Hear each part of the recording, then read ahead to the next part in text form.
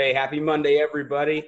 I'm sitting here with Ross James, the head women's basketball coach at Mary Baldwin University, and he's going to chat with you about, the recruiting process right now and the pandemic that we're all in. So, Ross, how you doing today? I'm doing well. I'm glad to be here. Glad to share, my experiences with everybody and answer any and all questions that we may have during this unique times we're all living in. So, thanks for having me, Brigham. You bet, man. Well, hey, I'll turn it over to you and just let you run with it. Absolutely. Thank you. I appreciate it. All right. So, obviously, during these, unique times, one of the first things we've all had to adjust to are not being able to make actual, visits on campuses. That's been one of the toughest pieces, I think, for everybody, because now you kind of have to do the virtual tour piece, or a lot of talking on the phone, a lot of text messaging and whatnot. But I think it's really, opened up some opportunities to develop, relationships with your coaches or potential coaches, and see who really is, concerned and has your best interest at heart overall, and see who stays in communication with you consistently, which is another big piece. Another part of it is, without visiting the college campuses, you've really got to do your research on your own. You've really got to ask tough questions of coaches. I've even had an experience where I've had a recruited player ask me, "Hey, coach, I'd love to talk to one of your current players. Can we do a Zoom that way?" Sure, why not? I think that's a great idea. Just another insight into the program. I've also done video or FaceTime meetings with players while I walked around the campus and or walked around the facilities. Another great way to get questions answered and things of that nature. Does anybody have any questions so far? Okay. Some of the more poignant pieces I want to talk about today include kind of the distinctions or differences between Division I, Division II, and Division III. I've worked at every level now. I started at the Division II level at Texas Women's University, where I worked under Beth Chilson. So one of the biggest differences at the Division II level, or how it's kind of different than D1 and D3, is any money that you earn is either academics or it's athletics, and it's usually in those two categories. Not discounting, money received from the government, of course, that kind of goes to everybody, but those are the two main ways that you earn money. So how that works is, let's say that you have a 3.8 GPA, and that gets you $12,000 in academic money, right? And say it costs, let's use easy numbers, say it costs $30,000 a year to go to that school. So right off the bat, you've got $12,000 off because of your academics. And let's say at a decent Division II school probably have anywhere from 6 to 8 full rides, and what that means is 6 to 8 full scholarships. So the coach's ability to offer you a full ride at Division II school isn't as common as it is obviously at a Division I school, where most schools have anywhere from 12 to 15 full rides, depending upon the size and nature of the athletics department. But anyway, so let's say you're getting $12,000 for academic, and you're getting the remainder covered by athletic money, which would be around $18,000. So essentially, you would be probably on 65% athletic, and the rest would all be academic money. So let's say, you go your freshman year, you decide to go to school there, things go well for you, your coach, you work hard, you stay out of trouble, you make good grades, everything is on the up and up, if you will. The one piece, that's good for you is when you come in for that renew or non-renew conversation at the end of the year with your head coach and staff. They're probably going to renew you, or even could possibly increase your scholarship dollars if you really exceeded expectations. On the flip side of that, what can happen is, let's say you didn't have the year that you had planned on, and you just things didn't go well for you, whether it be academically or even athletically. You just didn't make the progress that the coaching staff had wanted for you. They could decrease your scholarship amount, which means, let's say they decreased it from $18,000 to now $12,000, right? So now you have $24,000 in scholarship and academic aid, assuming you kept your academics up. So now you're looking at like $6,000 out of pocket. So that could be going into your sophomore year. Now, does that happen often? I can't speak for everybody. In my experiences, I saw it happen on occasion, but it's not, it's not something that happens, I would say, to every player every single year. Just, a few exceptions there. At the Division I level, the difference is everything is it's an athletic scholarship, specifically to women's basketball and men's basketball. So let's say that the school costs $30,000 and they offer you a scholarship. That's going to cover room, board, books. It's going to cover most of everything. Meal plans, same as Division II. They'll cover most of those expenses as well. And then that is also on a year to year. There are very few institutions outside of like the Ivies and like the Patriot League, which I've worked in, and then some other Power 5 conferences where the scholarship is guaranteed over the course of 4 years. There's always the renew, non-renew conversation at the end of each year. You have to re-sign a contract. So if the coach decides you're not for me anymore, they can always non-renew you.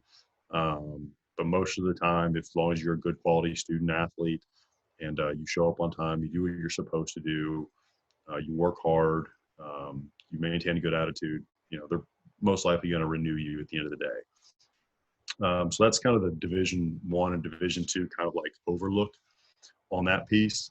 At the Division III level, which is where I'm at now, at Mary Baldwin University in Virginia, how it works is everything is based on your academics. So let's say that, you carry and I'm ballparking here, say you carry let's say 4.0 GPA and a 1,200 SAT. Oh, we could probably get you around $20,000 to $24,000 a year in academic money. Let's call it 22 to be on the conservative side. And the cost of the college is, let's say, 40,000. So over the course of your first year, you'll be guaranteed $22,000. So that'll go from your freshman year, sophomore year, junior year, senior year. Each year you'll have $22,000 in academic money. That won't change at all, and it could potentially increase if you attain higher marks in your classes. So let's say you get the 22,000, and then you ended up pulling a 4.0 your freshman year. You could actually apply to get an increase of an additional $2,000. Not guaranteed that you'll get it, but you can always apply for it. In addition to that, let's say you're from Virginia, and most states have these. The one in Virginia is called VTAG. I know there's one in Florida. There's one in North Carolina, Texas, where it's grant money that's given to every every student in that state that can allow them to utilize that money towards whatever school they decide to attend. In Virginia, I believe it's around $3,600. So now you're looking at $25,600, if you will. Let's say that you're a need-based student. You say you a low EFC estimated family contribution. Let's say you're getting, let's say full Pell makes these around $6,400. So you take the $6,400 and then you would apply that to the tuition, which would be around, what are we at now? We're at 25. So now we're at 31.6, if you will. So now that's a pretty good deal. If you're looking at, so you're only looking at about $9,400 out of pocket. That's without any additional grants that may be offered by the school or the university or anything else that they may give you. So if you kind of look at it there over the course of 4 years, let's say you came down to 9,400, and you got to remember, this is before loans. You actually haven't taken out any unsub or subsidized loans at this point either. So let's say you took out $5,500 in unsub and subsidized loans, combined. You take the 5,500 from the 9,600. So now you're looking at, what would that be? 51, I think, if my math is correct. So now you're looking at 5,100 out of pocket. And again, that number could always drop lower. It just depends on, your family's, net income, as well as what other scholarships, grants, and awards you may have received and or can apply for. So to look at that and go, $5,100 out of pocket per year for the next 4 years really isn't that bad, considering the fact that it started with a price tag of around 40,000. Another big piece of that is all that money that we just kind of covered there, and none of that will change over the course of your 4 years, outside of if your family's EFC increases, obviously, or financial take-home changes. But overall, I think it's a really good balance, because let's say Susie Q decides, hey, after 3 weeks of playing basketball for Coach James, I don't want to do this anymore. it's different than Division I and Division II. If they decide to do that at those levels, we take the scholarships away, and sometimes it can almost be immediately or at the end of the year. Whereas the Division III level, if Susie Q decides she doesn't want to play anymore, she can still attend school. She still keeps her, let's say it's $35,000 a year in grants, tuition, loans, that type of stuff. None of that changes because she no longer plays basketball. I think that's what kind of makes Division III, more of a student experience. Then you get the athlete piece on the back end, whereas, if you're committed and you're driven and you're passionate about the game, then you want to go out and you want to play and you want to compete. Any questions so far about anything?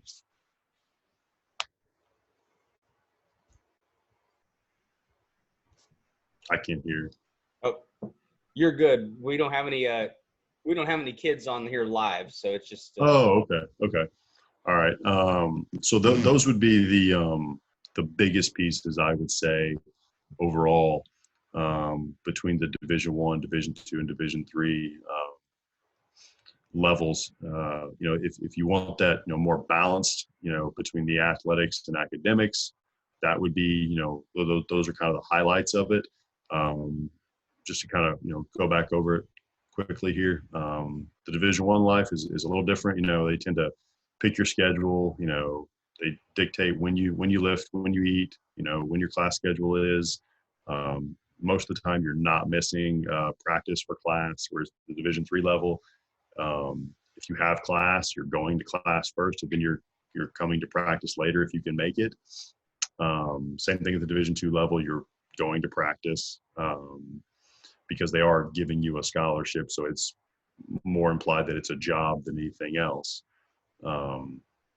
Those are some of the bigger highlights of it. Any questions you have, Brigham, that would, that's kind of my spiel on those pieces. No, I learned a lot, with that, Division III part where you're able to break down that $30,000 to $40,000, that big number, down to a manageable, $5 or $6 grand. So that was really beneficial, I thought, because I didn't know that. Yeah, and every school is a little bit different.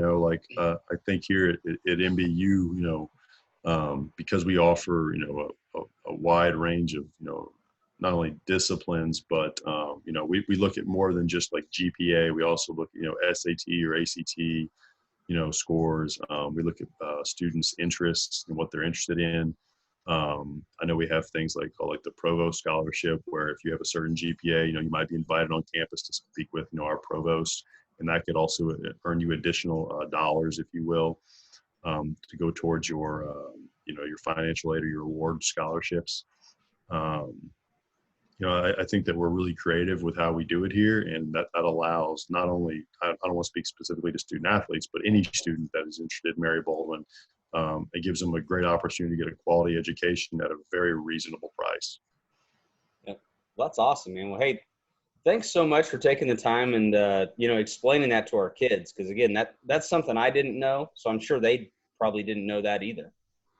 Yeah, it's a big piece for the parents as well, because I've had conversations with parents where I've kind of broke this down for them, and a lot of parents don't know that if I've had a few kids take Division II offers, and after a year they'll call me back and go, "Hey, my kid just got her scholarship cut," and I'm like, "That's what I was trying to tell you, is that is a real possibility at that level. It happens less frequently at the Division I level, but more often at the Division II level."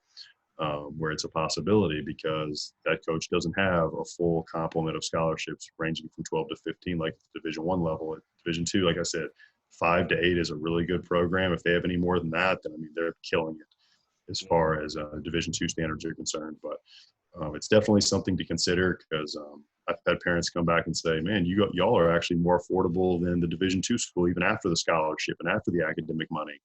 And that's a reality of the situation. And because of that, as I said before, their scholarship or their awards situation at MBU won't change whether they play basketball or not. That's entirely earned by them, as well as, it's also what's also included is their family income as well, based on the FAFSA. So